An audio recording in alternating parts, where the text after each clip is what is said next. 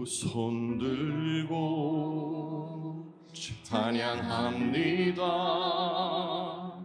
다시 오실 왕 여호와께 오직 주만이 나를 다스리네.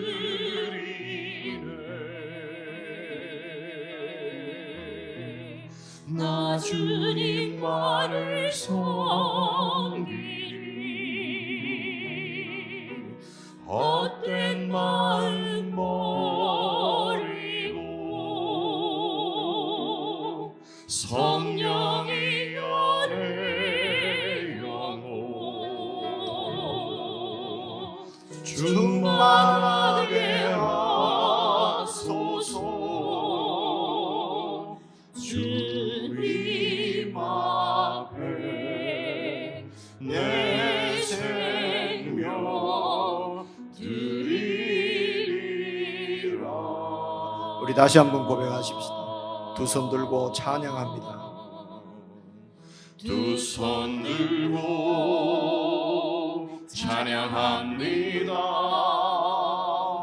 다시 오실 왕 여호와께 오직 주만이 나를 다스리네.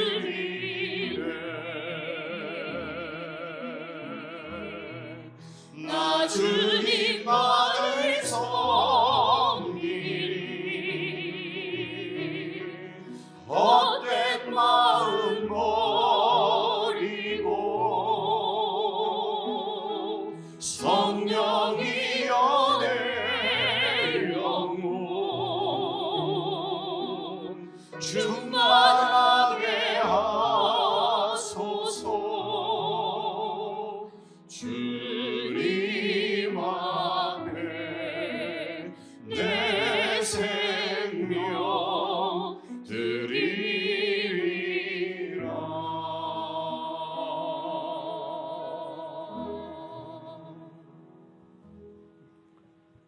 하나님 아버지, 저희들을 그리스도 안에서 구속하시고 백성 삼으시고 우리 삶 가운데 주님의 다스리심이 늘 함께 하시니 참으로 감사를 드립니다. 오늘도 우리의 전부를 주님 앞에 올려드리는 마음으로 주님 앞에 예배자로 나와왔습니다. 참으로 온 마음을 다하여서 고백한 대로 생명을 주님 앞에 드리는 심정으로 잘 예배 드릴 수 있도록 성령께서 저희들을 인도해 주시고 예배의 기쁨으로 충만케 해 주옵소서. 예수님의 이름으로 기원드리옵나이다. 아멘.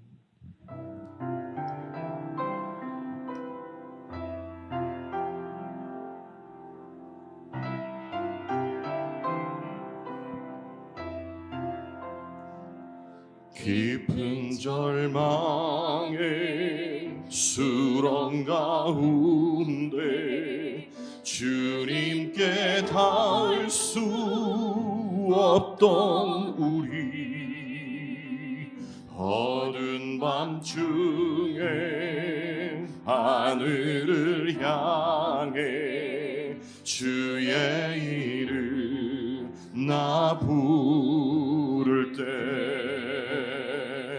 어둠을 뚫고 오신 주 사랑 나의 절망 거두셨네. 주님의 공로 다 이루셨네. 주 예수 나의 산소망.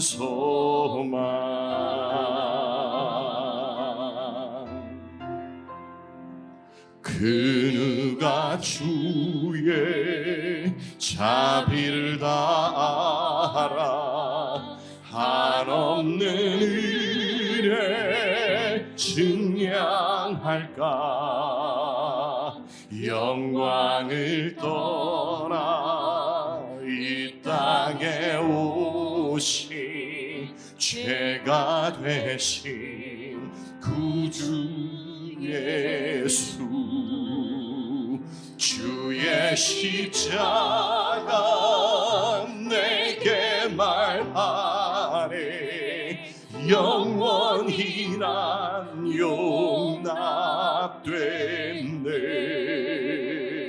아름다우신 왕 나는 주의 것 그리스도 나의 산소망 할렐루야 주를 찬양하여라 할렐루야 자유케 하셨도다 죄의 저주 끊으신 주께 구원이 있도다 주 예수 나의 산소망 할렐루야 할렐루야 주를 찬양하여라 할렐루야 자유케 하셨도다 죄의 저주를 끊으신 주께 구원이 있도다 주 예수 나의 산소망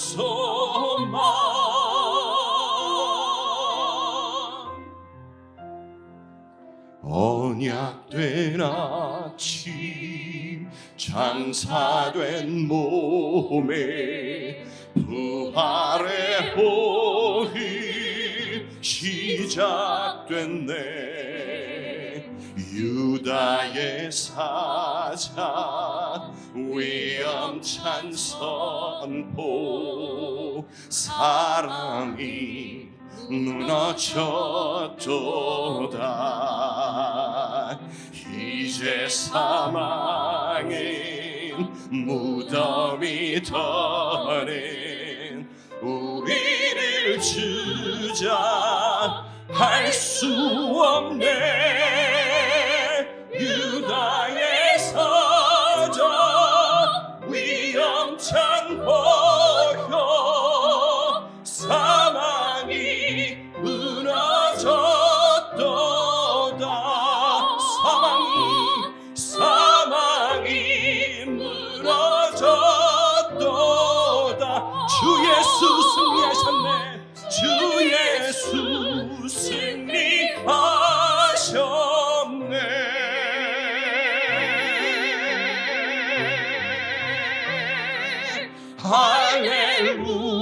할렐루야 주를 찬양하여라 할렐루야 자유케 하셨도다 죄의 저주 끊으신 주께 구원이 있도다 주 예수 나의 산소망 할렐루야 할렐루야 주를 찬양하여라 할렐루야 자유케 하셨도다 죄의 저주 끊으신 주께 구원이 있도다 주 예수 나의 산소망 그리스도 나의 산소망 당신은 나의 산소망 당신은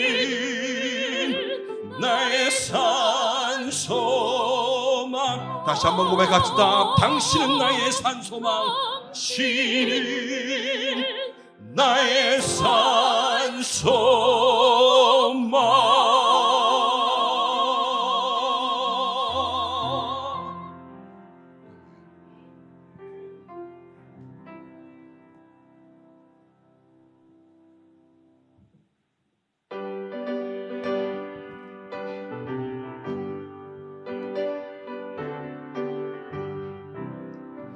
빛의 사자들이여 어서 가서 어둠을 물리치고 주의 진리 모르는 백성에게 복음의 빛 비춰라. 빛의 사자들이여 복음의 빛 비춰라. 채워든 밤 밝게 비춰라. 빛의 사자들이여 주님 부탁하신 말 순종하여 이 진리 전파하라. 산을 넘고 물 건너 힘을 다해 복음의 빛 비춰라. 빛의 사자들이여 복음의 빛 비춰라. 죄로운 밤 밝게 비춰라. 빛의 사자들이여 동서남북 어디나 땅끝까지 주님만 의지하고 눈 어두워 못 보는 백성에게 복음의 빛 비춰라. 빛의 사자들이여 복음의 빛 비춰라. 죄로운 밤 밝게 비춰라. 빛의 사자들이여. 네. 우리 이 시간 찬송을 한 목소리로 불렀듯이 기도를 우리 마음을 모아서 함께 드리기를 원합니다. 이 세상에 빛과 소금으로 우리를 불러주셨으면 우리 스스로 빛을 내고 그 맛을 내는 것, 그것의 이상의 의미를 갖고 있음을 우리는 알고 있습니다. 이 예배를 통하여서 주께서 우리에게 주신 그 사명을 발견할 수 있는 시간을 허락해 주시고, 그리고 이 시간 성령께서 임재하여 주셔서 우리 모두가 한 마음으로 그 말씀 속으로 들어갈 수 있도록 위해서 함께 기도드리겠습니다.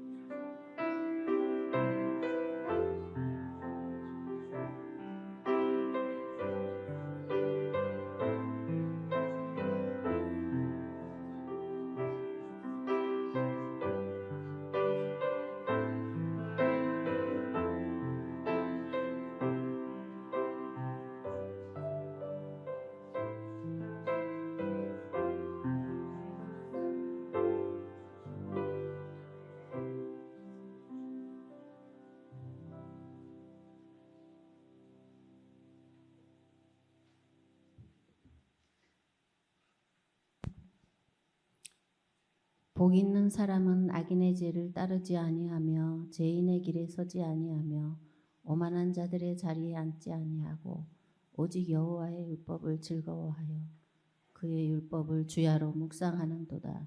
아멘. 하나님 아버지, 오늘도 하루의 삶을 열어주시고 예배로 시작하게 하심을 감사합니다. 어느덧 추위는 지나가시고 따뜻한 봄의 햇살이 꽃잎을 띄우며 우리를 미소짓게 합니다. 그러나 여전히 우리의 삶에 추운 겨울처럼 느껴지는 고난과 아픔들이 있습니다. 예수님이 가신 길이 세상에서 환영받지 못하는 배척과 순환과 죽음의 길이었지만 인류를 죄의 속박에서 구원하실 유일한 길이기에 순종하셨습니다. 그 순종이 우리의 삶에 생명 되시고 안식 되시고 위로가 되게 하시니 저희들도 힘을 내어 살아냅니다. 눈에 보이는 환경은 암울하고 어두워서 변할 것 같지 않게 느껴지지만 보이지 않는 곳에서 여전히 목숨 다해 일하고 계시는 예수님을 신뢰함으로 승리할 것에 감사를 드립니다. 항상 어린아이처럼 순전함으로 하나님 나라를 보게 하시고 예수님과 눈 맞추며 그 길을 달려가게 하옵소서. 예수님, 이정현 목사님을 예수님의 이름으로 축복합니다. 주님의 부르심에 순종하시어 러시아에서 복음 사역을 감당하고 계십니다. 복음의 적대적인 세상에서 위협과 위험을 마주할 제자들은 완전 무장이 아닌 빈손을 요구받습니다. 오직 하나님의 공급하심만을 의지하기를 바라셨습니다.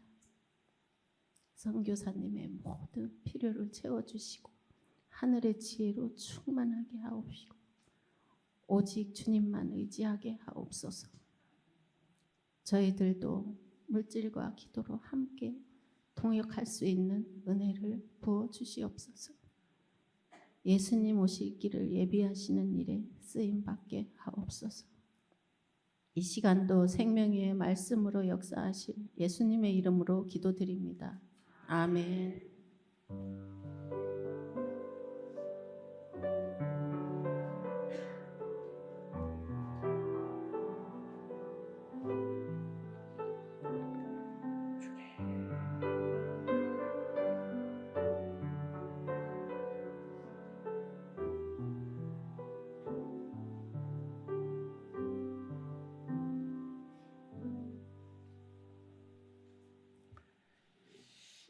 예, 지체들과 갑자기 잊어버린 순서를 인사하겠습니다. 기자로 주님의 이름으로 축복하며 환영하며 또 평안을 빌며 인사하겠습니다. 합디자으로 사랑합니다. 사랑합니다. 축복합니다. 예, 그렇지. 손 던드시고. 예. 오늘은 한 1년 전에 작년 4월 이라고 그러네요. 그때 한번 오셔서 수요일 또 여러분 뵙고 가셨는데 벌써 이제 1년 이렇게 지났습니다. 우리 선교사님하고 단체로 우리가 인사 한번 같이 하겠습니다. 잠시 두 분 일어나시면요, 우리 반갑습니다. 환영하면서 박수하겠습니다.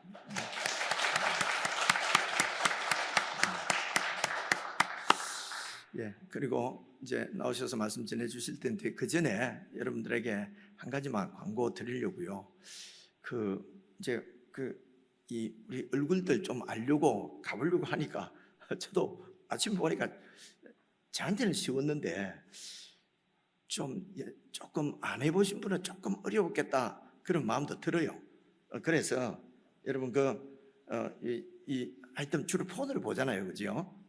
마찬가지고요. 그래서 이제 남산교회 이제 요 남산교회는 보신 적 있으시죠, 그죠? 여기는 이제 구 땡땡이나 네 땡땡이나 다 땡땡이나 하여튼 검색 사이트 있지요. 거기에 가서 장류 남산교회 이러면은 이제 이렇게 딱 치면은 요 메인 화면이 나와요. 그래 여기에 우리를 헷갈리게 하는 것을 오늘 아침에 우리 전사님이 다 없애버렸습니다. 로고인 이런 거 없고요. 여기서 조금만 이렇게 올려보면은 지체의 모습 이렇게 나옵니다. 그죠? 원래 이거 누르면 다 찾을 수 있는데 이게 익숙하지 않은 분들은 이게 안 되나 봐요. 그죠? 석삼자거든요. 이게 석삼에 들어가면 되는데 이것도 헷갈리니까 그냥 이래 가면은 지체의 모습이 딱 있습니다. 그래 이것을 딱 누르면은 이제 기존 회원 로그인이 있고 신규 회원 가입이 있거든요. 그래 여기에 아이디는 하여튼 영어로 써야 됩니다. 영어로 아이디를 쓰시고 이름은 우리가 알아야 되니까 우리 교인 아닌 사람이 자꾸 들어와가지고 뭐 선보는 것처럼 하면 안 되니까 이름을 딱 쓰시고 그리고 이메일 주소가 꼭 있어야 됩니다. 이메일 주소가.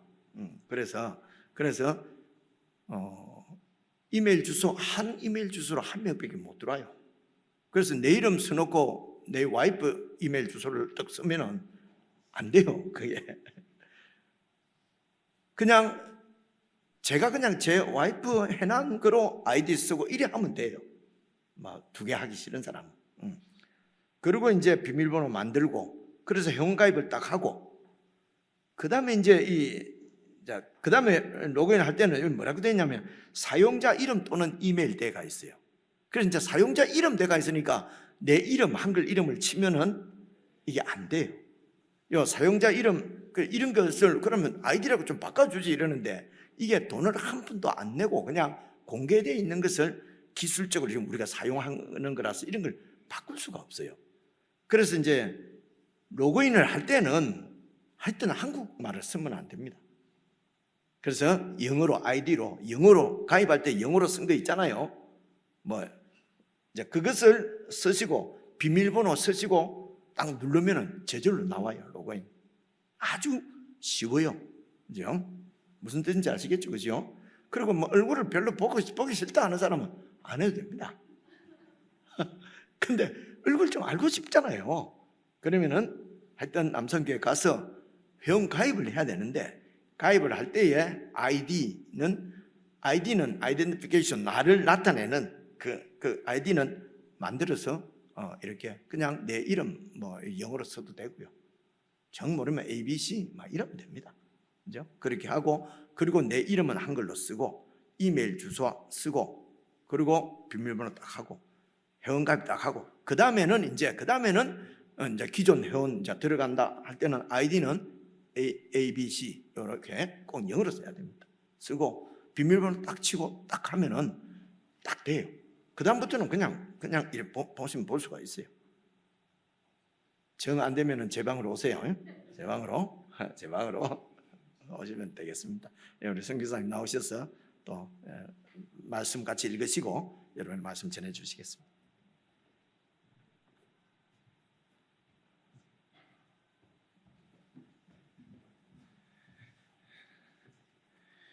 함께 말씀 보겠습니다. 누가복음 2장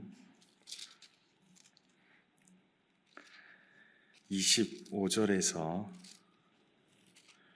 35절까지입니다.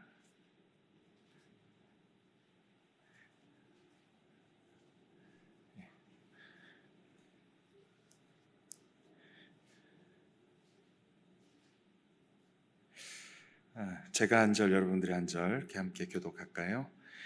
예루살렘에 시므온이라 하는 사람이 있으니 이 사람은 의롭고 경건하여 이스라엘의 위로를 기다리는 자라. 성령이 그 위에 계시더라.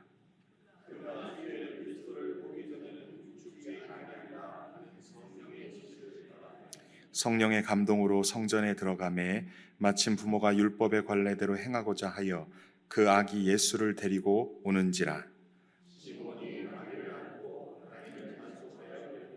주제여, 이제는 말씀하신 대로 종을 평안히 놓아주시는도다.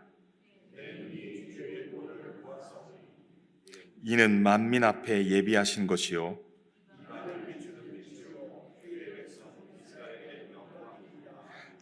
그의 부모가 그에 대한 말들을 놀랍게 여기더라.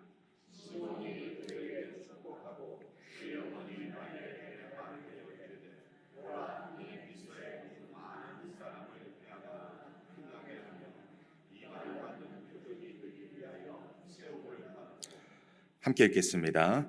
또 같이 내 마음을 찌르듯 하리니 이는 여러 사람의 마음의 생각을 드러내려 함이니라 하더라. 아멘.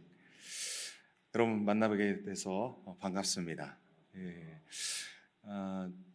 이제 3주 동안 제가 말씀을 안 전하다가 전하니까 되게 지금 낯섭니다. 한국에는 2월 18일 날 오게 됐고요. 20일 날 이제 창원에 있던 저희 아이들 집을 대전 어머니 집으로 합쳤습니다. 이제 첫째는 이제 경북대 다니고 있는데 4학년 올라갔고 아들이 이번에 이제 성균관대에 들어가고 이제 이 창원에 집을 더 이상 둘 이유가 없게 됐어요. 그래서 부랴부랴 이제 와서 이사 정리하고, 그렇게 하고 또 아들 입학에 관련돼서 딸 막 또 개강한다고 해서 기숙사에 짐 들여주고 막 그런 시간을 보내니까 열흘이 훌쩍 가고 또 나머지는 이제 좀 몸이 불편해서 치료도 좀 받고 그렇게 하고서 지금 3주 만에 섰습니다. 참 많이 떨립니다. 그렇지만 하나님께서 우리에게 주신 말씀을 통해서 함께 은혜 나누길 원합니다. 먼저 사역의 간단한 보고를 먼저 드리도록 하겠습니다. 이건 아마 그때 와서 1사분기 사역을 하고 보여드린 겁니다. 2024년 1월 7일 성탄 예배를 드리고 찍은 사진이에요. 이게 이제 눈이 많이 왔다고 했죠. 그때 한 3m 정도 와서 저게 지금 창문인데 안에서 밖을 찍은 겁니다. 밖에는 지금 나가지도 못할 상황에 솜같이 그렇게 됐고 저렇게 한쪽은 눈이 이제 지붕까지 차고 그랬던 사진들입니다. 열심히 눈을 치우는 장면인데 저 검은 옷이 저고 흰 옷이 저희 아내인데 그때 선글라스 끼고 열심히 치우는데 땀이 흘러내려서 고드름이 됐다고 얘기를 드렸어요. 그 정도 추위였기 때문에 저렇게 입고 치웠죠. 이제 가서 첫 번째 한 일은 눈 치우고 성도들 신방한 일이었습니다. 이제 알아가기를 했죠. 다음 장도 넘겨보실까요? 그렇게 해서 가정가정 신방을 하고 위로하는 사역을 했습니다. 그러고 나서 한국에 돌아왔습니다. 그러고서 그때 여러분 앞에서 보고하기를 예수 그리스도께서 이 땅에 오신 이유가 치유만을 위해서는 목적이 아니라 가르치시고 선포하시기 위해서 오셨다. 또 일을 위해서 오셨다. 내가 전도하기 위해 오셨다라고 하는 말씀을 함께 나눴습니다. 많은 사람들은 자신의 필요를 채우기 위해서 하나님을 믿고 교회에 나가지만 예수를 믿고 교회를 나가지만 하나님께서 오신 목적, 예수 그리스도께서 이 땅에 오신 목적은 천국 복음을 전하고 우리가 천국을 누리기를 원하시는 것이다. 그래서 제가 이제 두 번째 2, 4분기에 가서 사역하는 것은 주로 제자 훈련의 사역입니다. 한번 볼까요? 첫 번째는 한 300km 정도 떨어져 있는 교회에 목회자가 없는 교회, 와우르셰프라고 하는 교회에 가서 성찬 예배를 집례했습니다. 저곳에서 성찬식을 하는데 참 많이 웅크렸습니다. 제가 사할린으로 가게 된 이유 중에 하나가 저 교회였습니다. 목회자가 없는데, 한국은 목회자가 많은데 저것은 말씀 전할 사람, 세례 줄 사람, 성찬을 베풀 사람, 목회자가 없어서 못한다는 겁니다. 그래서 작년 4월 달에 부랴부랴 가서 포로나이스크 교회하고 와루셰프 교회 두 교회 가서 성찬을 집례했습니다. 이거는 이제 대청소, 부활주의를 앞에 두고 대청소하는 모습들. 그리고 이제 너무 빠릅니다. 또 어린이들 주일이라고 해서 6월 첫째 주에는 어린이 주일로 또 해서 우리 아이들 몇 명이서 있는데 선물 주고 축복하는 시간 가졌고 또 야외 예배도 한번 드렸고 그리고 부활주일 예배를 드렸습니다. 그렇게 하고 이 장면은 이제 가서 제자 훈련을 하겠다라고 이제 그렇게 선포하고 사람들을 모아달라고 부탁을 했어요. 그랬더니 성도들이 한 20여 명 예배를 드려요, 매주일. 그리고 부활주일은 한 40명대 예배가 드리는데 14명이 제자 훈련을 시켰습니다. 교회 절반이, 출석교인 절반 이상이 해서 열심히 제자 훈련을 시키는 장면입니다. 다음 장면 볼까요? 그렇게 열심히 드렸는데 시간이 좀 짧은 거예요. 그래가지고 열심히 제자 훈련하고 7월 이제 6월 말에 한국에 다시 나왔다가 7월 말에 들어가는데 사건이 있었어요. 이 러시아 아까 어느 권사님이 기도를 하셨던 것 같은데 그 마음이 갑자기 느껴지네요. 7월 말쯤에 이제 복귀를 하는데 사할린에서 이렇게 입국장을 통과할 때 국경수비대라는 사람들이 저를 부른 겁니다. 그러니까 거기가 공산주의 국가에서 민주주의 국가로 됐어도 아직까지 국경수비대 또는 KGB 등등 국가의 권력이 그 시민과 외국인들을 통제하는 상황인 것 같아요. 갔는데 저를 국경수비대로 따로 2층으로 불려가서 그곳에서 4시간을 조사를 받는 겁니다. 처음에 저희 아내한테는 한 5분이면 됩니다라고 했는데 가서 4시간이나 된 거예요. 이 러시아에 온 목적이 뭐냐? 뭐 때문에 왔냐? 그래서 저는 엄연한 종교 비자로 왔기 때문에 목회자로서 와서 성도들에게 복음을 전하기 위해서 왔습니다. 근데 네 나라에서 하지 왜 여기 와서 하냐? 그래서 하나님의 인도함 받고 왔습니다 그랬더니 그들이 잘 이해를 못하는 거예요. 예. 그럼 너희 나라에서 월급은 얼마고 여기서 받는 월급은 얼마냐? 그러는데 한국에서 더 많이 받을 텐데 여기서는 더 적게 받을 텐데 왜 왔냐라는 거예요.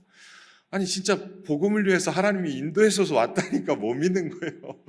우리는 그런 마음으로 그런 뜻으로 이곳에 왔어도 저들은 무엇인가 이유가 있기 때문에 오지 않았냐라는 거죠. 뭐 그래가지고 어쨌든 조사를 받고 통역해주는 전사님이 잘 통역해줘서 나오게 됐지만 그때부터 마치 핸드폰을 그들에게 도청당하는 느낌, 마치 이제 감시받는 느낌으로 사역을 시작을 했죠. 그러고 나서 3, 4분기를 시작을 했습니다. 그래서 마저 하지 못했던 제자훈련을 하는데 위쪽에 왼쪽 편에는 이제 한 달 동안 나머지 8월 말까지의 제자훈련을 추가로 했고 오른쪽에는 마지막 제자훈련의 마지막 코스인 사망 진단서를 띄는 시간을 가졌습니다. 성찬을 통해서 내가 예수와 함께 죽고 예수와 함께 살아가는 존재다라고 제자훈련의 가장 기본 중의 기본은 나 죽고 예수 사는 것임을 그들에게 선포했고 그들에게 결단을 요구했고 또 그렇게 권면을 했죠. 그래서 수료한 인원이 밑에 왼쪽에 있는 9명의 제자입니다. 14명에서 시작을 했는데 감사하게도 9명이 수료하게 됐습니다. 그 중에 제가 어깨에 손을 얹은 그 친구가 알릭이라는 친구인데 저때 당시 나이가 38살입니다. 우리 교회 안수 집사이고 우리 교회 대표입니다. 외국인이 대표를 할 수가 없어요. 그래서 현지 안수 집사가 교회 대표를 하고 있고 교회 명의가 이제 대표자 명의라기보다는 법인체로 차려서 저 사람이 대표로서의 자격이 주어지죠.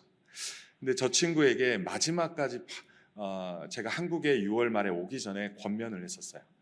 그때 사도행전 말씀을 묵상할 때였는데 형제 말씀에 우리 형제를 놓고 기도할 때 디모데가 자꾸 생각이 난다고. 그래서 착하고 충성된 종으로 우리 알릭이 주님의 종으로 세워지기를 기도했다고. 그래서 우리 알릭한테 권면하는데 신학을 하고 주의 종이 되기를 권면한다고 기도해 보라고 했습니다. 그러고 나서 한 달 동안 제자훈련하고 마지막 8월 23일 날 이제 그 성찬을 하면서 간증을 할 그때 돌아가면서 훈련받고 간증하는 시간을 가졌습니다. 근데 저 친구가 직전 날까지 정확한 답을 안 주다가 전날 하나님의 말씀에 순종하겠습니다. 그 권면을 받겠습니다. 그래서 서원을 했죠. 거기에 보면 빨간 옷을 입은 분이 엄마이고요. 뒤에 아빠가 또 있습니다. 엄마 아빠가 그 간증을 듣는데 거기서 아멘 하는 거예요. 엄마가. 그러니까 그들도 기도했었고 그들도 바랬던 거였어요. 사실은 엄마가 반대하면 어쩌나 했는데 하나님께서 저 형제의 마음을 주장하신 것 같습니다. 그래서 9월부터 신학을 하게 됐습니다. 일주일 동안 막 추천서 쓰고 블라디보스톡에 있는 장로의 신학교에 입학하게 됐습니다. 그래서 지금 열심히 신학 훈련을 받고 있습니다. 사실 저 형제 아내의 까짜라고 하는 자매는 8년 전에 이미 신학을 했어요. 근데 지금은 이제 평신도로서 교회를 돕는 역할을 하고 있는데 저 부부가 참으로 신실해요. 그래서 현지인 사역자가 좀 세워졌으면 좋겠는데 사실은 선교사의 가장 큰 사역 중에 하나는 현지의 사역자가 사역자로 세워지는 것이 선교사의 가장 큰 축복이고 귀한 사명인데 사안인의 현지인 사역자가 거의 없어요. 아직까지 선교사가 가서 사역을 해요. 30년이 넘었는데. 저는 이제 어찌하든지 현지인 사역자를 세우는 사역이 저에게는 첫 번째고 또 교인들을 제자훈련 시키는 거에 첫 번째를 두고 달렸는데 어쨌든 하나님이 귀한 열매를 주신 것 같습니다. 그러고 이제 그날 마치고 야외에 가서 또 단합대회도 그렇게 했었죠. 다음 볼까요? 성도들이 이제 열심히 밭에다가 저희 교회 내부에 있는 데다가 꽃도 심고 그랬던 장면이고요. 다음은 제가 이제 10월 15일 날 다시 한국에 들어오기 직전에 10월 초에 북사할린을 한번 여행을 했습니다. 그래서 그때 갔던 와우르셰프 교회, 보르네스 교회를 갔는데 그때 목회자가 없어서 그때도 이제 좀 힘들다고 했는데 그때 보니까 OHP를 쓰고 있는 거예요. 보이십니까, 여러분? 첫 번째 장면에 저와 성도들 사이, 그 교회 대표 사이에 OHP가 있는 거예요. OHP가 뭔가 아세요? 지금은 PPT로 볼 수 있지만 예전에는 그 투명 유리 판트에다가 악보도 그리고 뭣도 그려서 저거를 쏴줘가지고 보는 그것을 아직까지 쓰고 있는 거예요. 처음에 갔을 때는 못 봤는데 두 번째 저거를 장면을 봤고 또 이제 성도들이 대접을 해줬고 근데 이들에게 혹시 필요한 게 뭐가 있냐고 물어봤는데 좀 가르치는 사역 또는 이제 이런 것들이 좀 저에겐 없다고 예배도 권사님 3분이 돌아가다가 한 분 돌아가셔갖고 이제 2분이 권사님들이 돌아가면서 설교를 하는 거예요. 그러면서 좀 가르침을 받고 싶다고 그래가지고 칠판에다가 제가 12월 달에 돌아오면 3주간 1박 2일씩 6일 동안 가르치는 걸로 제자훈련을 시키는 걸로 일정을 좀 잡고 그리고 기도할 때 그 우측 아래쪽에 합심하여 기도하는 장면이 있었습니다. 근데 이제 사실은 저건 뜻대로 되지는 않았는데 자 우측에 보면은 저기는 그 북쪽에 교회가 있었는데 흔적만 있고 성도들이 거의 없어요. 그래서 위에 교회는 가스텔라 교회라고 하는데 주일학교만 존재하고 있고 포르나이스크 교회의 여자 이제 전도사님이면서 사모님이 오셔서 주일학교 오후반을 가르치고 있고요. 밑에는 제가 이름은 지금 현재 기억은 안 나지만 성도 몇 분밖에 안 되는데 거기 가서 이제 방문했던 모습입니다. 그렇게 갔는데 저게 12월 초에 가서 계획대로 하려고 했는데 현지 노회장이 조금 반대를 하는 거였습니다. 제가 이제 가서 무상으로 무료로 저희 전사님 통역전사님 통해서 가려고 했는데 반대를 하더라고요. 현지 목회자 세울 때까지 또는 그 교회 본교회가 있는데 지교회로 보내진 본교회가 있는데 그 교회가 담당할 일이지 선교사가 한국 선교사가 하면 좀 그들이 한국 선교사에 대한 것만 갈망한다 뭐 이런 이유로 하지는 못했습니다. 그러고 나서 이제 지난 분기에 한번 또 12월부터 2월에 간 사역인데요. 한번 볼까요? 제가 이제 교회 사역만으로는 충족이 안 됐는지 눈을 바깥으로 돌리다가 공원에 이렇게 산책하다가 한국 사람인 것 같아가지고 안녕하세요 그랬더니 그쪽도 안녕하세요 그러는 거예요. 깜짝 놀랐잖아요. 한국 사람 얘기를 하니까 물론 한인들이 종종 있지만 보니까 사할린 대학에 어학 연수하러 온 대학생인 거예요.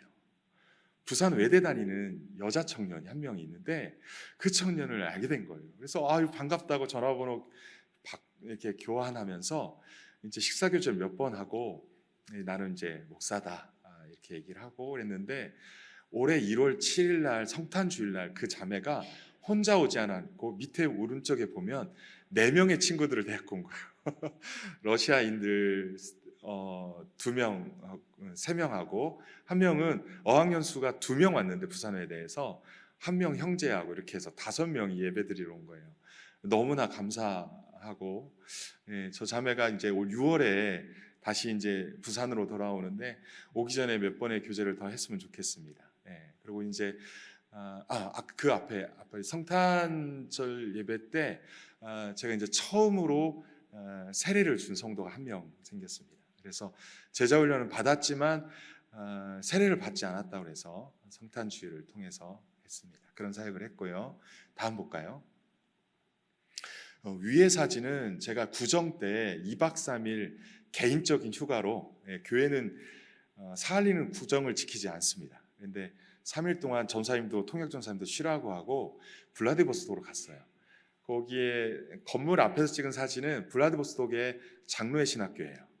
꽤 오래전에 세워진 거고 거기에 이제 학교를 관리하는 차 목사님이라고 이제 그분하고 함께 교제하고, 또 오른쪽에는 거기에서 기숙하던 신학생들과 새벽 예배를 드렸는데 그때 인도하는 장면이었고, 밑에 왼쪽의 사진은 연해주 지역에 선교사들의 모임이 있다고 그래가지고 구정 때 갔는데 그들이 모임이 있다고 그랬는데 회원 수로는 90여 명이 된다고 그래요. 꽤 많더라고요. 아마 중국 선교사 하다가 그쪽으로 많이 가서 모였던 것 같습니다. 그리고 오른쪽에는 우스리스크 쪽에 가서 선교사님 한 가정을 교회를 방문하고 이렇게 교제했던 장면입니다. 예. 그리고 올해도 여지없이 눈이 내렸습니다. 작년에는 어떻게 눈을 치웠나 기억이 안 나는데 올해 너무 힘들더라고요. 눈이 한 달 정도 끊임없이 내렸어요.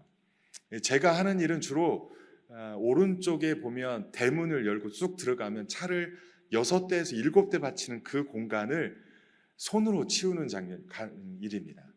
근데 1m 이상씩을 여러 번 또 자주 오는데 계속 치워야 되는 거예요. 그래서 많게는 하루에 8시간, 적게는 5-6시간씩 계속 치워요. 치우면 또 오고 또 오고.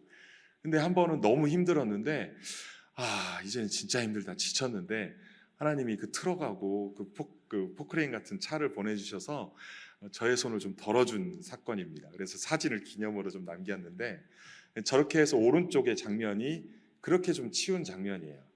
저렇게 하면은 12대 정도를 바칠 수 있는 거예요. 그러면 주일 예배를 드릴 수 있는 주차장을 만드는 거예요. 그게 이제 제가 열심히 눈을 치우는 이유 중에 하나입니다. 예배에 주차할 수 있는 공간을 만드는 게 그렇습니다.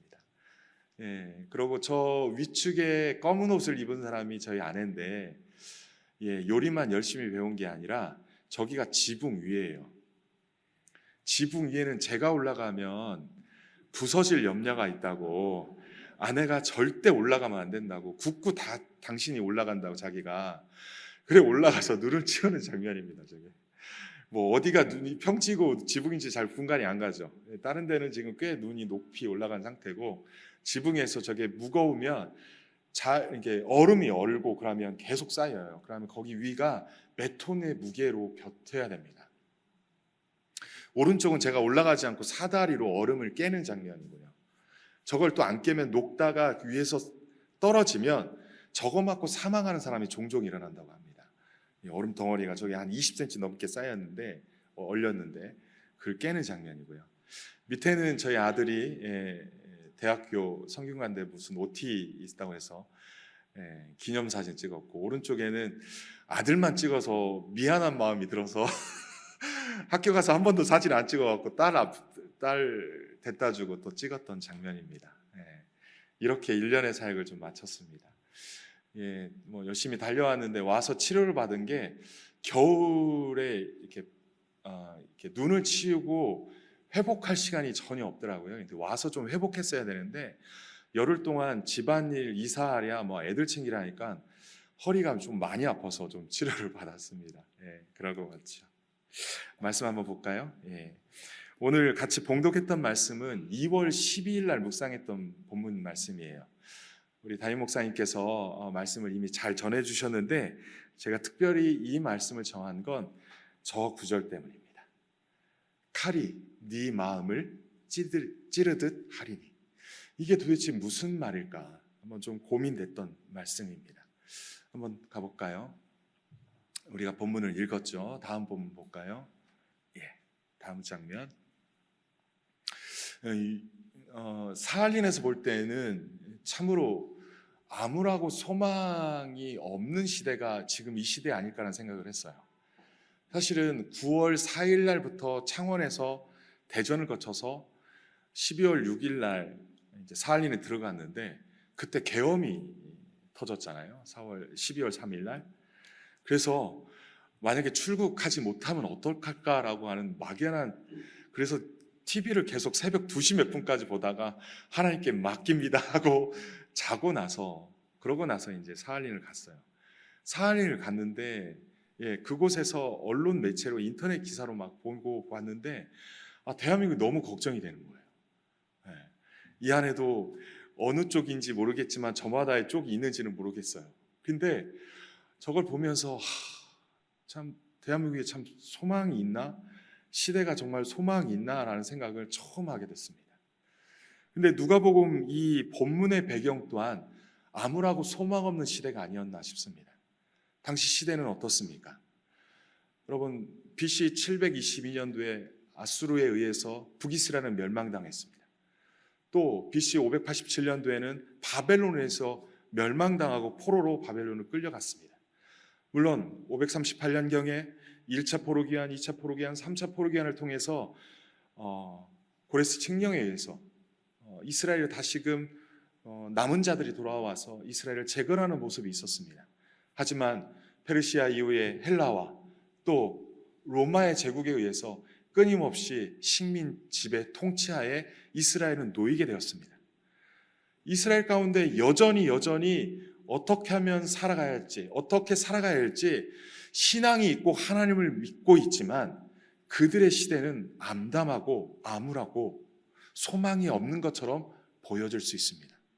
어쩌면 우리가 살아가는 이 시대보다도 더 참혹한 시대일지 모릅니다. 그런데 그 시대에 그들은 어떻게 살았을까요? 우리가 본문을 읽지는 않았지만 21절에서 24절의 말씀을 한번 볼까요? PPT에 있습니다. 예, 한번 같이 읽어봅시다. 시작. 할례할 8일이 되매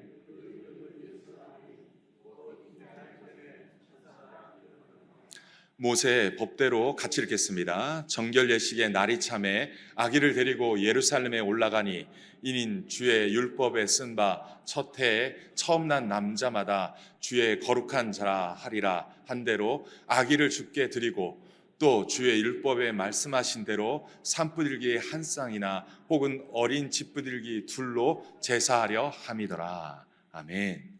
암울한 시대에 흑암 가운데 어둠 가운데 소망 없이 살아가는 그 시대에 우리 주 예수 그리스도는 아기로 이 땅 가운데 오셨습니다. 그런데 특별히 육신적인 부모가 누구였냐면 모세의 율법대로 주의 말씀대로 그 말씀대로 살아가는 부모에게 오셨습니다. 다윗의 계보에 다윗의 후손 중에 요셉이라는 사람과 또 정혼한 마리아 그 부부 가운데 말씀대로 살아가는 자들 가운데 왔습니다. 시대가 아무리 암울하고 어둠 가운데 있다 할지라도 흑암 가운데 살아가는 우리를 구원하시기 위해서 예수께서 오셨지만 누구를 통하여 왔냐면 말씀대로 살려고 하는 자들, 말씀대로 살아가기를 원하는 자들, 그 말씀대로 순종하며 살아가는 자들, 그들을 통하여 이 땅 가운데 임했다라는 것입니다. 오늘날 이 시대에 누구에게 주님의 음성과 말씀과 은혜들이 임하겠습니까? 주님의 말씀을 듣고 그 말씀대로 살기 위해서 몸부림치는 자들에게 주님의 음성과 말씀이 임하게 될 줄 믿습니다. 여러분, 할례 8일이 되어 그 이름을 예수라 하니 곧 잉태하기 전에 천사가 일컫는 지시한 그대로 이름을 예수라 지었습니다. 22절에 보면 모세의 법대로 23절에 이는 주의 율법에 쓴 첫해 하면서 그렇게 대로 아기를 주께 드리는 자에게 또 24절에 보면 주의 율법에 말씀하신 대로라고 정결 예식에 참여하는 그 부모에게 예수님은 오셨다라는 것입니다. 오늘날 우리도 주님의 말씀을 붙잡고 주님의 말씀대로 살려고 몸부림치는 저와 여러분 되기를 소원합니다. 시대를 보면 암울합니다. 소망이 없어 보입니다. 하지만 헛된 길로 가지 않기를 소망합니다. 헛된 길로 가지 않기를 소망합니다. 다른 방법으로 살지 않기를 소망합니다. 물론 저 시대에요, 나름대로 유대에는 4개의 정파가 있었습니다. 사두개인 정파가 있었고요, 바리새인 정파가 있었고요, 에세네파라고 하는 정파가 있었습니다. 그런데 그 나름대로 이스라엘을 재건하려고 몸부림쳤지만 뜻대로 되지 않습니다. 그러다가 등장한 파가 하나가 뭐냐면 제롯당이라고 하는 열심당입니다. 그들은 바리새인 계열, 그들의 신앙의 결이 같습니다.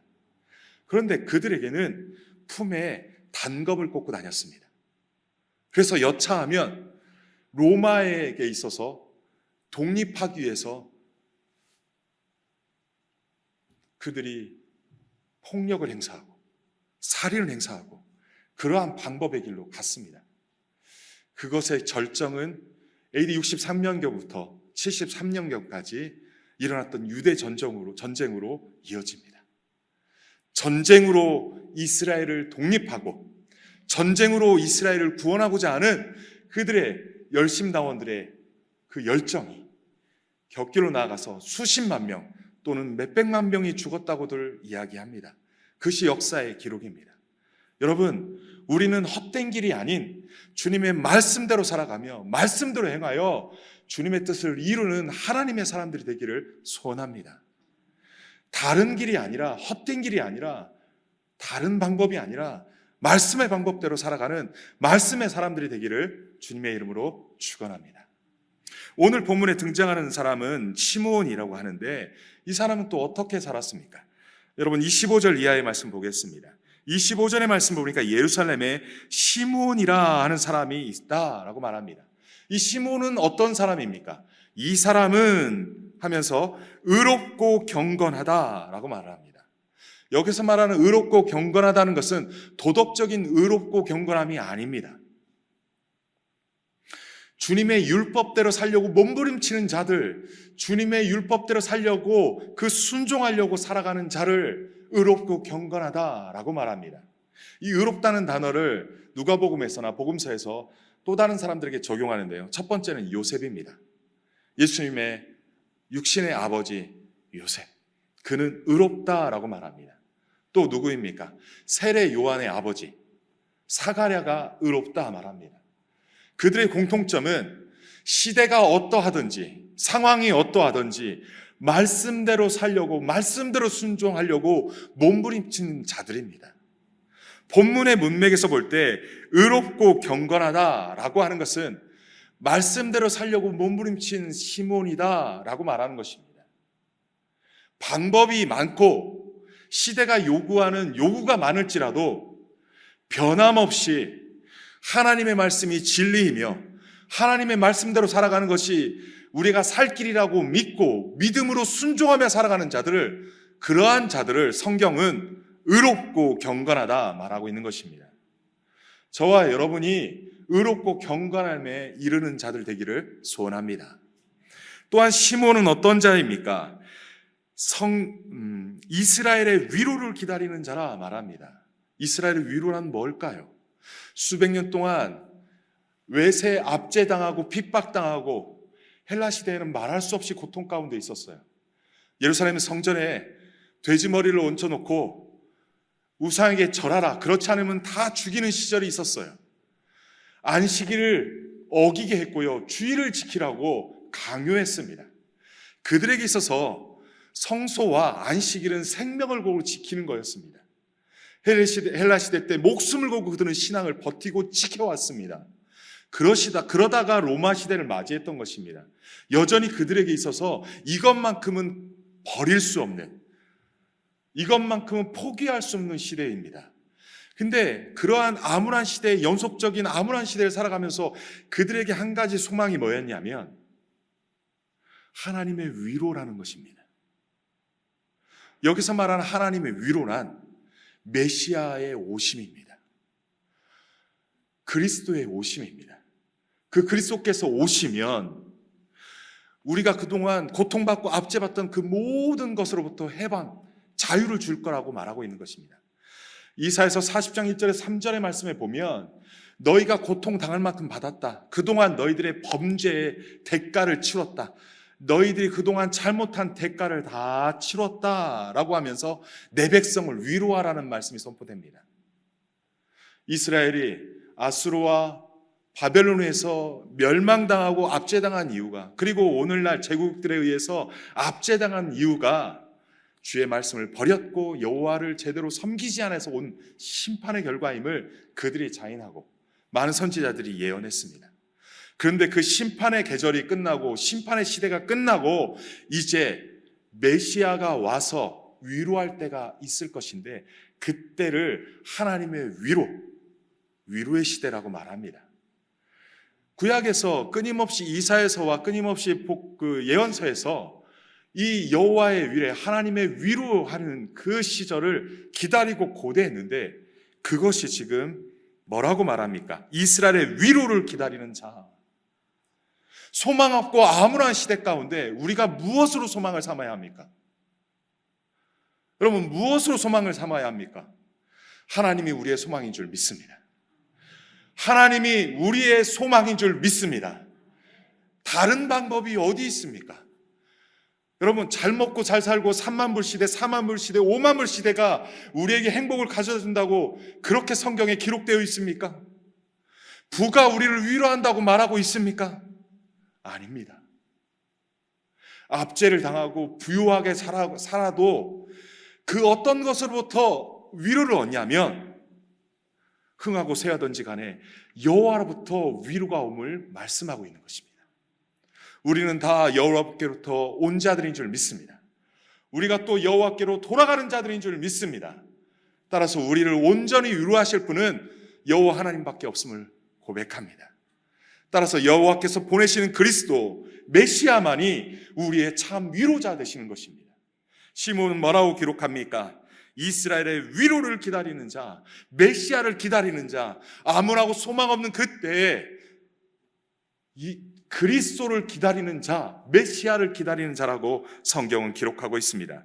그런데 이어져서 성령이 3번 등장을 하는데 성령이 그 위에 계시더라.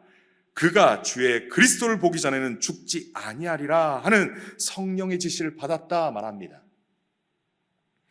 성령이요, 그 위에 계신다라고 하는 의미는 과거에 한 번 있었던 것이 아닙니다.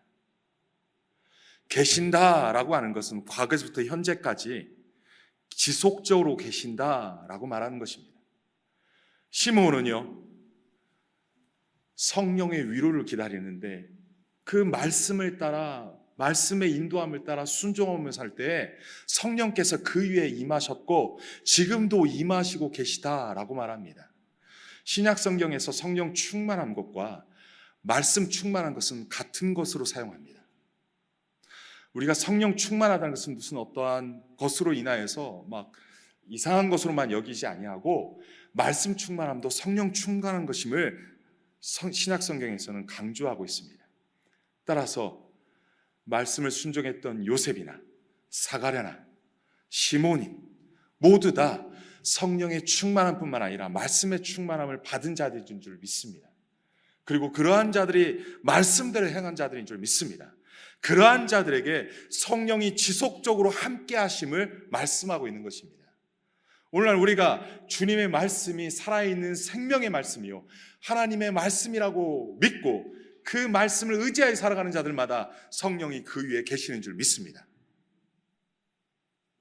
뿐만 아니라 성령의 지시함을 받았다라고 말합니다. 그리고 27절에 보니까 성령의 감동으로, 성령의 인도하심으로 라고 표현하는 것입니다. 성전에 들어가매 성령의 인도하심으로 성전에 들어갔더니 어떤 일이 벌어집니까? 마침 부모가 율법에 관례대로 행하고자 하여 그 아기 예수를 데리고 오는지라. 말씀의 인도함을 받고 말씀을 인도하고 받고 있던 두 부류가 있습니다. 예수님의 부모가 말씀을 인도함 받고 관행대로, 율법의 관행대로 성전에 들어갔고, 성령의 인도함 따라, 말씀의 인도함 따라 성전에 들어갔는데 만남이 이루어진 것입니다. 여러분, 하나님의 섭리가 언제 나타납니까? 하나님의 역사가 언제 나타납니까? 말씀대로 순종하는 자들에 의해서, 말씀대로 순종할 때에 하나님의 역사가 일어나는 줄 믿습니다. 하나님의 섭리가 그때 일어나는 줄 믿습니다. 우리는 시대를 앞당기고자 합니다. 우리는 끊임없이 내 시대에 성령의 역사하기를 바랍니다. 하지만 내가 하나님의 말씀을 순종할 때, 하나님의 말씀대로 순종하는 자들에 의해서 이 모든 것들을 하나님께서 역사하시고 섭리하심 가운데 마침내 하나님의 역사가 일어난 줄 믿습니다. 마침내 하나님의 섭리가 일어난 줄 믿습니다. 그래서 시몬이 그 아기 예수를 보고 어떻게 합니까? 두 가지의 모습을 행합니다. 첫 번째 28절입니다. 시므온이 아기를 안고 하나님을 찬송했다라고 말합니다. 이스라엘의 위로를 기다리던, 메시아를 고대하고 기다리던 그에게 이 아기 예수는 메시아 그리스도라는 것입니다. 그래서 하나님께 찬양을 드렸다는 겁니다. 아기를 안고 찬양을 드렸는데 놀랍습니다. 주제여 주님이시여 이제는 말씀하신 대로 종을 평안히 놓아주시는도다. 이 놓아주신다는 것은 이제 자기가 죽을 때가 됐음을 얘기하는 겁니다. 뭐라고 성령의 지시를 받았었습니까? 이스라엘을 위로할 자를 볼 것이라고 말했습니다. 죽기 전에 볼 것이라고 말했는데 이제 봤으니까 죽어도 여한이 없습니다 라는 고백입니다. 그래서 하나님을 찬송합니다. 육신의 죽음이 찬송할 일이 된 것입니다. 메시아를 봄으로 흠악함에 살아가고 있는 모든 백성들을 구원할 길이 열렸다는 것입니다. 이 이스라엘의 위로를 기다리는 자는 시므온 하나만이 아니었던 것입니다. 시므온이 그것을 대표로 하나님께 찬송 올려드린 것입니다. 내 눈이 주의 구원을 보았습니다. 이는 만민 앞에 예비하신 것입니다. 수많은 민족들 앞에 이제 예비하신 것입니다 라고 말합니다. 그리고 이방을 비추는 빛이라고 말합니다. 이스라엘 백성만의 구원이 아니라 이방 가운데도 구원을 베푸시는 메시아임을 선포하는 것입니다. 주의 백성 이스라엘의 영광입니다 라고 말하는 것이죠. 그렇게 하나님을 찬송합니다. 여러분, 우리가 주의 구원을 보았을 때 첫 번째 자세는 하나님을 찬송하는 것입니다. 그래서 성도의 최고의 행위는 하나님을 예배하는 것입니다. 찬양, 그렇게 여호와를 경배하는 것이 첫 번째 모습이지 않을까 싶습니다. 그러고 나서 33절에 그의 부모가 그에 대한 말들을 놀랍게 여겼습니다. 그러고 34절에 시므온이 이제는 그의 어머니에게 말하는데, 여러분 34절을 보니까 시므온이 그들에게 축복하고 라고 표현을 합니다. 시므온이 첫 번째 한 것은요, 그들에게 축복했다라는 것입니다. 그런데 축복하고 마리아에게 말하는 것입니다.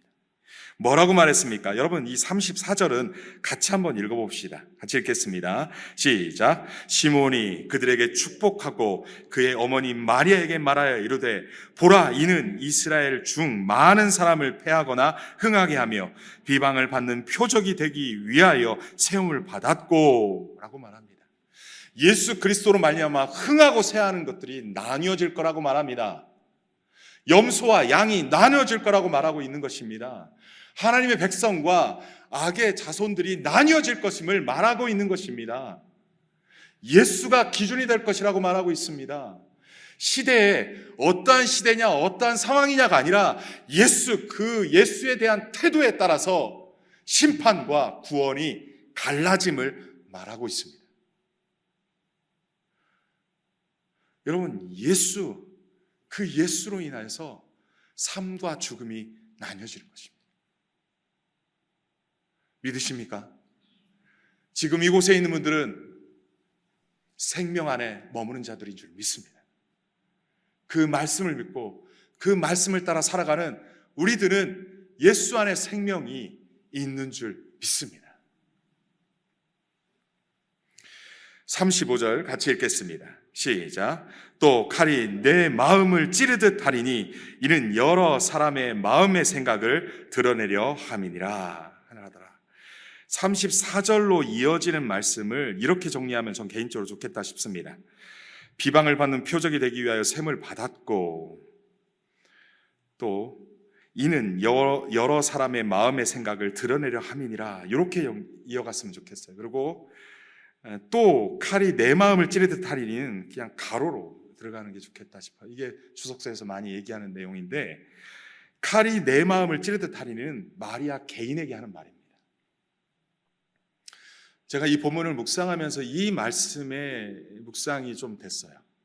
뭐가 됐냐면 34절에 들어갈 때 그들에게 축복했다고 말합니다. 근데 축복했는데 마치 저주한 것처럼 칼이 네 마음을 찌를 것이다 라고 말합니다. 여러분, 축복과 칼이 네 마음을 찌를 것이다가 같이 있는 게 맞습니까?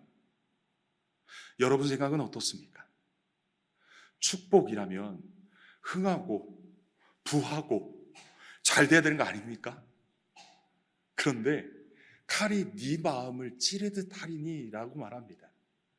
이것은 예수께서 어떠한 삶을 살 것인지, 그 삶으로 인하여서 엄마가 되는, 육신의 엄마가 되는 마리아가 어떠한 고난을, 어떠한 고초를 겪어야 될 것인지를 말하고 있는 것과 같죠. 인류에서 그의 예수 그리스도의 나심과 죽으심을 목격한 존재는 마리아밖에 없잖아요. 날 때는 축복이지만 예수 그리스도의 죽는 모습을 보는 것은 저주와도 같다라는 의미겠죠. 그런데 저는 어떤 묵상이 됐냐면, 마리아가 예수를 낳고 세상의 구원자를 낳고 그렇게 이 땅 가운데 축복을 받은 자로 살지만, 또 한 모습은 예수께서 공생애를 사시다가 고난당하시고 죽으시는 모습을 목격하게 되는 것 또한 축복 안에 들어감을 보게 됩니다. 여러분, 부활은 죽어야 부활에 이르는 것입니다. 맞습니까? 부활을 원하시고 우리가 부활의 천녀물 되시는 예수에 따라서 부활을 원한다면 우리도 죽어야지 부활할 수 있습니다. 죽지 않는 자는 부활이 없습니다. 따라서 고난은 축복, 그 영광과 함께 가는 것입니다. 십자가와 부활은 한 쌍입니다. 마리아는 지금 축복을 받았지만 한편으로 그 고난까지 함께 하는, 그래서 정말로 이 구원의 생명을, 정말 메시아를 낳는 그 축복에도 있지만 그 예수가 고난받는 메시아로서 죽어가야 되는 것을 보게 된다라는 것입니다. 따라서 그 고난 가운데 있는 메시아 그리스도를 보기 위해서는 우리가 어떻게 해야 합니까? 저는 마리아 하나만이 그런 삶을 살아가는 것이 아니라 오늘날 우리도 칼이 우리의 마음을 찌르듯 할 것임을 생각해 봅니다. 이 시대에 암울하고 소망 없는 시대에 예수를 안고 복음대로 살아간다는 건 뭡니까? 여러분, 우리의 마음에 이 칼로 도려내는 찔림이 없이 우리가 복음을 안고 살아갈 수 있습니까? 우리가 예수의 생명되는 그 복음을 우리 안에 품고 살아갈 때, 여러분, 나는 십자가 고난, 나에게 주어진 자기 십자가를 질 필요 없다고 생각하는 분 계십니까? 성경은 그렇게 말하지 않습니다. 누군지 나를 따라오려거든 자기를 부인하고 자기에게 주어진 자기 십자가를, 누가복음은 아주 독특한 표현을 쓰더라고요.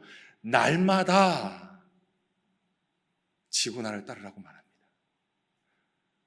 마가복음은 그렇게 표현하지는 않았는데 누가복음에는 누구든지 자기를 부인하고 자기 십자가를, 날마다 자기 십자가를 지고 따르라고 말하고 있습니다. 이 세상에서 편하게 살려고 예수 믿는 자, 이 세상에 부유롭게만 살려고 예수 믿는 자, 그러한 자들에게 생명이 간다라고 성경은 말하고 있지 않습니다. 마리에게 그랬다면 축복만을 선포했을 것입니다. 하지만 예수의 생명을, 예수의 복음을, 그 예수를 안고 살아간다는 것은 우리의 마음에 칼로 찌르는 아픔까지 안고 살아가야 됨을 성경은 말하는 게 아닐까라고 묵상이 되더라는 것입니다. 오늘날 우리에게도 주님의 복음이 우리에게 왔습니다. 성령에 의해서 우리가 그 주님을 아멘 주 예수여 하면서 나의 구주, 나의 하나님으로 모셔드렸습니다. 우리는 예수 안에서 축복받은, 성령 안에서 축복받은 자들이 맞습니다. 하지만 그것으로 끝나지 않습니다. 칼이 우리 마음을 찌르듯 할 것임을 여러분 기억하시기 바랍니다. 아플 것입니다. 고통스러울 것입니다. 제가 사안인에서 우연찮게 만난 사람이 있습니다. 그래서 그분과 식사 교제도 하고 몇 번의 교제를 했는데, 그분이 블라디보스톡의 총영사의 사할린 출장소의 영사관 사모님이었습니다. 서두가 길겠지만 이분에게 몇 번 식사 교제를 하고 나중에 그분에게 카톡을 헤어지면서 드렸습니다. 사모님, 기회가 된다면 제가 복음을 소개하고 싶습니다. 제가 목사라는 건 이미 다 아니까요. 그랬더니 복음 소개해 주세요. 그래서 8월 달에 들어가서 복음을 전했습니다. 그분의 인도하신 곳에 가서 아내와 함께 복음을 전했습니다. 그런데 쉽게 받아들이지 않고 아직은 잘 모르겠어요. 그런데 좋은 분이라는 걸 알겠어요 하면서 계속 교제를 이어가다가 계엄이 터지고 유언fun기에 들어갔는데 이제는 한 발짝 빼더라고요. 왜 빼겠어요? 교회라고 하는 대다수의 사람들이 하는 모습들, 그걸로 인해서 내가 이제 못 믿겠다고, 내가 좀 조심스럽다고 그러면서 거리를 두더라고요. 어떤 이유에서든지 지금 이 시대는 기독교인들이 많은 부분에 있어서 욕을 얻어먹고 복음을 전하기가 매우 어려운 상황에 이르렀습니다. 이미 대한민국은 더 이상 복음을 새로운 자에게 전한다는 게 불가능하다고들 말하고도 있습니다. 어찌 보면 해외가 선교지가 아니라 바로 이 땅이 선교지가 아닐까 싶습니다. 다음 세대에게 복음을 알지 못하는 자들에게 복음을 전하는 게 얼마나 어려운지 모릅니다. 우리는 그런 시대에 살아가고 있습니다. 그때 우리가 이 복음의 소중함을 알고 이 복음의 가치를 우리가 소중함을 알고 상황이 어떠하든지 시대가 어떠하든지 하나님의 말씀대로 순종하는 자들이 되기를 소원합니다.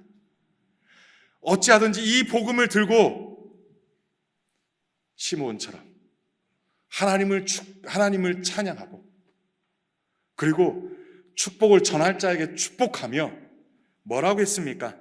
그에게 말을 전하는데 하나님의 뜻을 전하는데 칼이 네 마음을 찌르듯 할 것임을 전해서 복음을 전하고 구원을 전하고 예수 그리스도의 생명을 전하는 그러한 일들을 온전히 감당하는 저와 여러분 되기를 소원합니다. 이 일은 아무나 할 수 없습니다. 말씀대로 살아가고자 하는, 말씀대로 순종하고자 하는 자들에게 성령이 임하시고 성령의 인도하심을 따라 성령께서 함께 하심으로 할 수 있을 줄 믿습니다. 그럴 때 할 수 있을 줄 믿습니다. 그럴 때 능력이, 하나님의 섭리가 일어날 줄 믿습니다. 우리가 하는 게 아닙니다. 말씀대로 순종했더니, 말씀대로 그를 축복하고 말씀대로 전했더니 하나님이 우연하는 계기에 하나님의 섭리 가운데 그도 하나님께서 구원하실 줄 믿습니다. 바늘 하나 들어가지 않을 정도로 피도 없이 내일한 동물 같은 그 사람이라 할지라도 성령께서 역사하시면 하나님이 일하실 줄 믿습니다. 우리가 그 믿음을 가지고 말씀대로 마지막 때에 살아내시는 저와 여러분 되기를 소원합니다. 어찌하든지 어떠하든지 우리의 마음이 찔리는 아픔이 있다 할지라도, 칼이 우리를 마음을 찌른다 할지라도 어찌하든지 말씀대로 순종하여서 하나님의 섭리를, 하나님의 역사를 이루는 저와 여러분 되기를 주님의 이름으로 간절히 축원합니다. 다음 볼까요? 이게 마지막 기도 제목인데, 우리가 이 시대에 살아갈 때 하나님의 말씀대로 살아가면서 말씀대로 순종하면서 하나님을 찬송하며 전해야 할 그들을 축복하며 담대히 복음을 전하는 자 되게 해달라고 기도했으면 좋겠습니다. 저의 기도 제목이기도 하고요, 여러분들의 기도 제목이지 않을까 싶습니다. 그리고 아까 전에 말씀드렸던 알릭과 까짜, 그 현지인 사역자로 잘 세워지게, 사실은 여기 오기 전에요 알릭과 까짜 부부를 불렀어요. 신학하는 그들에게, 신학한 아내에게, 신학하는 남편에게 이 사역을 너희들이 이어서 갔으면 좋겠다. 내가 주장창 오래 할 수 없다. 통역 전사님이 올해 76세입니다. 통역을 해도 몇 년밖에 버틸 수가 없습니다. 저도 그래서 현지인 사역자가 세워지기를 기도하고, 이제 너희들이 이것을 바톤받아서 할머니 때, 아버지 때, 너희 때 믿는 이 복음을, 디모데와 똑같습니다. 3대에 걸쳐서 신앙을 유지하고 지금 신학하는 그들이 현지인 사역자로 세워지기를 기도했으면 좋겠습니다. 세 번째로는 제가 수년 내에 사할린 교육 선교를 마치고 새로운 길로 인도받기를 원합니다. 그래서 복음을 전하고 사도 바울처럼 또 다른 주의 인도하심을 받기를 원합니다. 여러분, 이 세 가지로 함께 잠깐 1분 정도 함께 합심하여 기도하고 제가 기도하고 기도하고 마치겠습니다. 하나님 아버지, 오늘 말씀을 통하여서 주신 말씀 감사합니다. 하나님 아버지, 우리가 말씀대로 살아가는 자들 되게 하여 주옵소서. 성령의 이끌림 받고 성령과 함께 살아가고 성령의 인도함을 받고 살아간다는 것이 말씀 충만인 자들에게 임하는 은혜일진데, 하나님 우리가 늘 말씀에 아버지 귀 기울이게 하시고 그 말씀을 생명으로 여기게 하시고 상황이 어떠하든 시대가 어떠하든 말씀대로 순종하는 자들 되게 하여 주옵소서. 그리하여서 아버지 하나님, 주님을 찬양하고 하나님을 찬송하고 우리가 복음을 전해야 할 자들에게 아버지 하나님, 칼이 우리를 찌르는 아픔이 있다 할지라도 복음을 전하는 자들로 살게 하여 주시옵소서. 특별히 알리과 가짜에게 주님의 복음, 그 생명의 복음을 온전히 허락하여 주시고 그들이 주님의 제자로 온전히 서게 하시고, 하나님이여 그들이 정말로 노브 알레산드로스 교회의 아버지 하나님 후임 목사들로, 후임 목사와 아버지 하나님 귀한 사역자들로 세워질 수 있도록 하나님 은혜 베풀어 주시옵소서. 말씀대로 순종했더니 하나님의 섭리와 역사가 일어나는 그 놀라운 일을 행하여 주시옵소서. 뿐만 아니라 아버지 하나님, 다음의 사역제를 주님께 의탁합니다. 주님 역사하여 주시옵소서. 주님 인도하여 주시옵소서.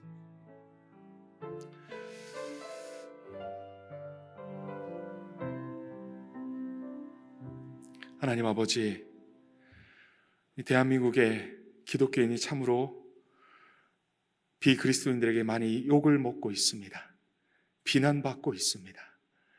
갈 바를 알지 못하고 이 방법 저 방법으로 끊임없이 헛것을 쫓아가고 있는 모습입니다. 하나님, 정말로 이 땅에도 남은 자가 있을 줄 믿습니다. 주님, 말씀이 생명인 줄 알고 말씀대로 순종하는 자들이 있게 하여 주옵소서. 말씀대로 순종했더니 말씀대로 순종하는 자들의 순종하는 자들을 말미암아 하나님의 섭리와 역사를 보는 우리들이 될 수 있도록 역사하여 주옵소서. 주님, 이 땅의 교회들, 우리 장유 남산교회를 주님 붙잡아 주시고 말씀대로 살고자 하는 자들이 넘쳐날 수 있도록 역사하여 주옵소서. 알리과 가짜에게 주님 비전을 주시옵소서. 하나님의 비전을, 하나님의 꿈을 그들에게 심어 주시옵소서. 그래야 해서 디모데와 같이 귀한 사역자로 세워질 수 있도록 주님 역사하여 주옵소서. 행하실 주님을 찬양하고 감사드리며 예수님의 이름으로 기도하옵나이다. 아멘. 아멘.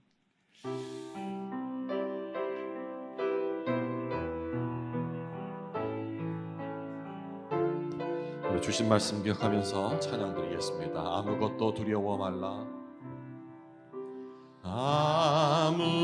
아무것도 두려워 말라. 주 나의 하나님이 지켜주시네.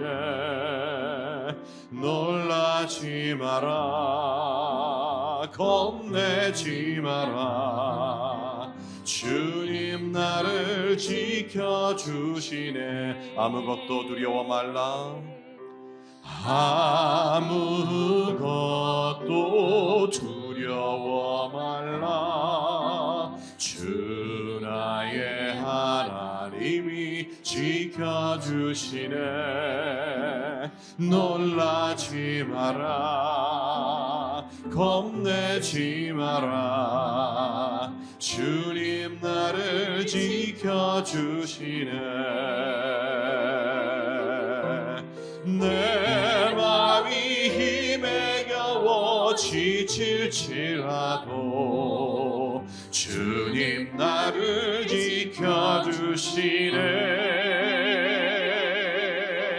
세상의 험한 흙과 몰아칠 때도 주님 나를 지켜주시네.